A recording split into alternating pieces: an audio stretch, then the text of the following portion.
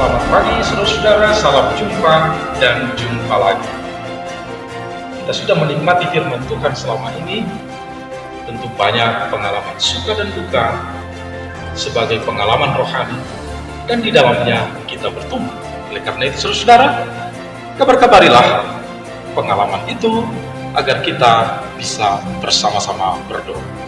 Sebentar lagi kita akan mendengarkan firman Tuhan yang akan mendampingi kita di dalam perjalanan hidup kita untuk tetap berbahagia. Bapak Ibu, saudara-saudari yang terkasih, kita akan mendengarkan renungan pada hari ini. Terlebih dahulu kita berdoa. Mari kita berdoa. Kasih karunia dan damai sejahtera yang daripada Allah Bapa dan Anaknya Tuhan Yesus Kristus menyertai saudara-saudari sekalian. Amin.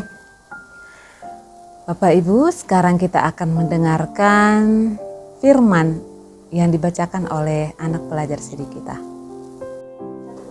Shalom, firman Tuhan hari ini diambil dari kitab Wahyu 11 ayat 15. Lalu malaikat yang ketujuh meniup sangkakalanya, dan terdengarlah suara-suara nyaring di dalam sorga. Katanya, pemerintahan atas dunia dipegang oleh Tuhan kita, dan dia yang diurapinya. Dan ia akan memerintah sebagai raja sampai selama-lamanya. Demikianlah firman Tuhan. Berbahagialah orang yang mendengar firman Tuhan dan memeliharanya dalam hidupnya. Amin. Terima kasih. Kita akan mendengarkan pertanyaan yang disampaikan oleh anak pelajar CD kita.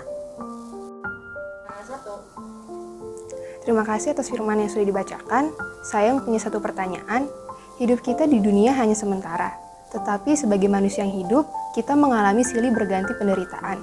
Apakah yang menjadi pegangan hidup kita agar tidak sesat? Demikian pertanyaan dari saya. Terima kasih. Terima kasih. Bapak Ibu, saudara-saudari yang terkasih,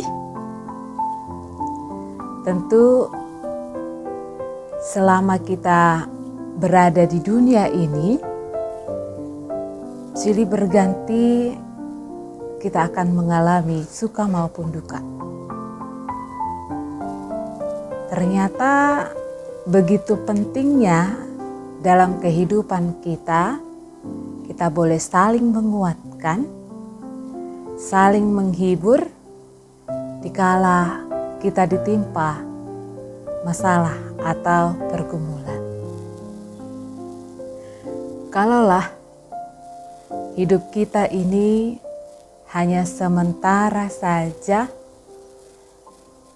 di dalam kehidupan kita ini juga tentunya kita bisa goyah dalam menghadapi masalah. Bisa saja di saat kita menghadapi penderitaan ataupun masalah, kita tidak ada pegangan. Kita bisa tersesat. Kita bisa lupa. Tapi melalui firman Tuhan hari ini, kita diingatkan kembali. Ini menjadi penghiburan bagi orang yang mengalami penderitaan yang begitu dalam. Kita mau lihat seperti apa Yohanes mengalami penderitaan di saat dia bersaksi akan kebenaran firman Tuhan. Namun, di dalam penderitaannya itu dia dikuatkan. Dia dihibur. Yang menghibur siapa? Yang pastinya Allah. Dengan memperlihatkan, yaitu suatu penglihatan. Dan penglihatan itu menambah energi bagi dia untuk menghadapi penderitaannya. Dan kalaulah firman Tuhan hari ini mengatakan bahwa pemerintahan atas dunia dipegang oleh Tuhan. Dan dia yang diurapinya. Dan ia memerintah sebagai raja sampai selama-lamanya. Itu artinya apa? Yang pasti Tuhan berkuasa secara mutlak.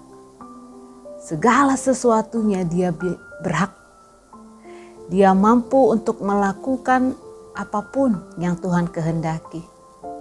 Untuk boleh memelihara, menjaga orang-orang yang dikasihinya. Maka yakinkanlah dan biarlah Tuhan Yesus yang menjadi pegangan bagi hidup kita. Karena Dia bersifat kekal. Dia tidak hanya sementara. Tidak seperti kekuatan duniawi. Kekuatan duniawi kita yakini ada, tetapi dia tidak bersifat kekal.